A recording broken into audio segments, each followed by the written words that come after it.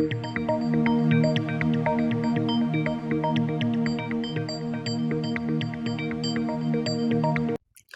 Hello నమస్తే, welcome to రచ్చ media. నేను మీ శివప్రసాద్.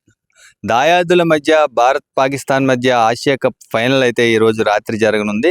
అయితే ఆసియా కప్లో ఫస్ట్ నుంచి కూడా పై చేయి సాధిస్తున్న ఇండియా జట్టు మాత్రం అన్ని మ్యాచ్ల్లో గెలిచి మంచి హుషారుగా ఉండగా, పాకిస్తాన్ మాత్రం 2 సార్లు తలపడిన ఇండియాతో ఓటమి పాలై ప్రతీకారం తీర్చుకునేందుకు సిద్ధమవుతున్నామంటూ పాకిస్తాన్ కోచ్ కావచ్చు, ప్లేయర్స్ హెచ్చరికలు జారీ చేస్తున్న నేపథ్యంలో ఇండియా పాకిస్తాన్ మధ్య మ్యాచ్ ఉత్కంఠగా కొనసాగనుందని అభిమానులు అంచనా వేస్తున్నారు. అయితే ఇండియా ఫస్ట్ నుంచి ఆధిపత్యం కొనసాగిస్తున్న లాస్ట్ మ్యాచ్ ఏదైతే సూపర్ 4లో లాస్ట్ మ్యాచ్ శ్రీలంకతో జరిగిన మ్యాచ్లో ఓటమి అంచుల దాకా వెళ్ళి టై చేసుకుని అనంతరం సూపర్ ఓవర్లో ఇండియా గెలవడం జరిగింది. అయితే ఆ మ్యాచ్ వైఫల్యాలు ఇప్పుడు ఇండియా ఫ్యాన్స్ని కొంచెం కలవర పెడుతున్నట్టుగా తెలుస్తోంది. అయితే దీనికి సంబంధించి ఇండియాకి విజయావకాశాలు ఎక్కువ ఉన్న ఈ విజయావకాశాల్లో ఇండియా చేస్తున్న పొరపాట్లు ఏమిటి, ఏ పొరపాట్లు సరిదిద్దుకుంటే మ్యాచ్ని ఈజీగా గెలవచ్చు, లేదంటే పేకల్లోతు కష్టాలు ఏదైతే శ్రీలంకతో జరిగిన మ్యాచ్లో చాలా ఇండియా మ్యాచ్ ఓడిపోయిందనే కాన్సెప్ట్లోకి వెళ్ళిపోయిన తర్వాత లాస్ట్ ఓవర్లో కొన్ని మెరుపులు మెరిపించుకొని టై చేసుకుని అనంతరం జరిగిన సూపర్ ఓవర్లో గెలవడం జరిగింది. అయితే ఈ మ్యాచ్ గురించి అభిమానులు ఏమనుకుంటారు, క్రికెట్ అనలిస్టుల అంచనాలు ఎలా ఉన్నాయి, ఈ మ్యాచ్ ఎలా జరగబోతుంది అనేది తెలుసుకునే ప్రయత్నం చేద్దాం. చెప్పండి, అసలు ఇండియాకి విజయ అవకాశాలు ఎలా ఉన్నాయి ఈ మ్యాచ్? ఖచ్చితంగా ఆసియా కప్ లో అత్యంత బలమైన జట్టు ఇండియానే. మీరు కూడా తెలుసు, గత 2 మ్యాచ్ల్లో కూడా పాకిస్తాన్ మీద మనం ఏకపక్షంగా విజయం సాధించాం. ఖచ్చితంగా ఈ మ్యాచ్ ఏకపక్షంగా ఖచ్చితంగా ఇండియాని విజయం సాధించుద్ది. ఎందుకంటే ఆసియా కప్ లో మనకి చాలా మంచి హిస్టరీ అయితే ఉంది. ఖచ్చితంగా ఎంతో మంది అభిమానులు ఈ మ్యాచ్ కోసం, ఫైనల్ కోసం చూస్తున్నారు. ఖచ్చితంగా 100% ఇండియా గెలుస్తుంది. ఎందుకంటే బ్యాటింగ్ లైనప్ కానీ బౌలింగ్ కానీ బాగుంది. కొన్ని క్యాచ్లు అయితే కొన్ని మిస్ అయింది. ఈసారి మాత్రం ఫీల్డింగ్ కనుక పర్ఫెక్ట్గా కాస్తే కనుక ఏకపక్షంగా ఖచ్చితంగా ఇండియా సాధిస్తుంది. విజయం సాధించాలి చాలా మంది, కోట్లాది మంది భారతీయులు కూడా కోరుకుంటున్నారు.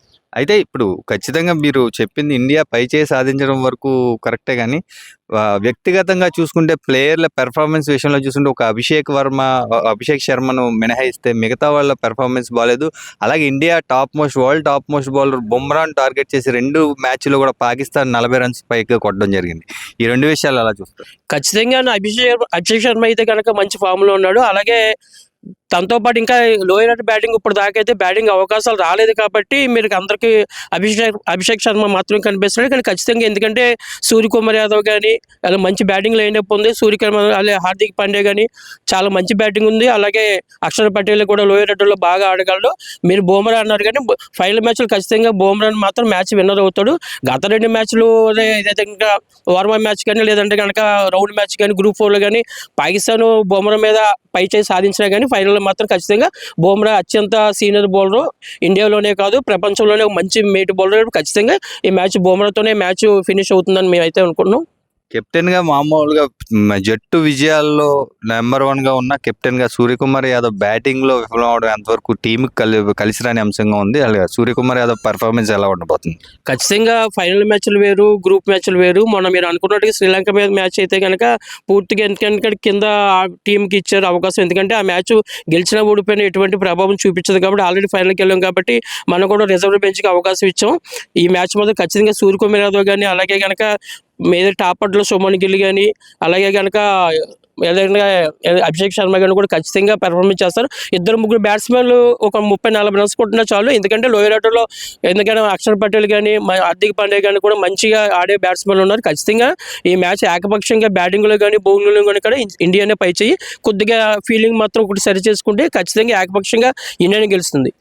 అయితే సంజు శాంసన్ అయితే ఒక మ్యాచ్ అవకాశం ఫస్ట్ డౌన్ ఇచ్చినందుకు ఖచ్చితంగా 50 పరుగుల వరకు చేసి ఉన్నాడు. అయితే ఫస్ట్ డౌన్లో వస్తున్న సూర్యకుమార్ యాదవ్ ఫెయిల్ అవుతున్న నేపథ్యంలో సంజు శాంసన్ కానీ ఫస్ట్ డౌన్ పంపే అవకాశాలు ఉన్నాయా? అలాగే దాంతోపాటు ఈ 3 స్పిన్నర్లతో ఆడి హార్దిక్ పాండ్యాని సెకండ్ పేసర్గా తీసుకునే అవకాశం ఉందా, లేదంటే రెండో పేసర్ హర్షదీప్ సింగ్ని తీసుకునే అవకాశాలు ఎక్కువ కనబడుతున్నాయి? ఇది ముందుగా టాస్ అనేది కీలకం కాబట్టి ఖచ్చితంగా 3 స్పిన్నర్లు అయితే కనుక దుబాయ్ పిచ్లోని ఖచ్చితంగా 3 స్పిన్నర్లు ఇప్పుడు ప్రభావం ఎక్కువ ఉంటుంది.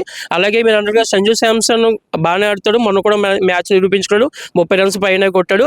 సూర్యకుమార్ యాదవ్ కూడా ఈ మ్యాచ్ ఖచ్చితంగా విజయం సాధించింది. ఎందుకంటే సూర్యకుమార్ యాదవ్కి నాకు కూడా మ్యాచ్లు చాలా అనుభవం ఉంది, ఫైనల్ మ్యాచ్లు కూడా చాలా మంచి ఆట ఆడాడు. ఖచ్చితంగా అతను కూడా ఒక మంచి సీనియర్ కెప్టెన్గా వెనకాల ఉండి జట్టును ముందు నడిపిస్తాడు. 1-2 మ్యాచ్లు వైఫల్యం అనేది కామనే. ఖచ్చితంగా ఫైనల్ మ్యాచ్లో మాత్రం ఇండియా మొత్తం కూడా కలిసికట్టుగా సమిష్టి కృషి చేసి ఖచ్చితంగా విజయం సాధించుతుంది. మీరు అన్నట్టుగా ముగ్గురు స్పిన్నర్లు అయితేనే బాగుంటుంది అనుకుంటున్నాం మేము, ఎందుకంటే చేజింగ్ అనేది కీలకం, స్పిన్ కూడా బాగా ఎక్కువ అవకాశాలు ఉన్నాయి.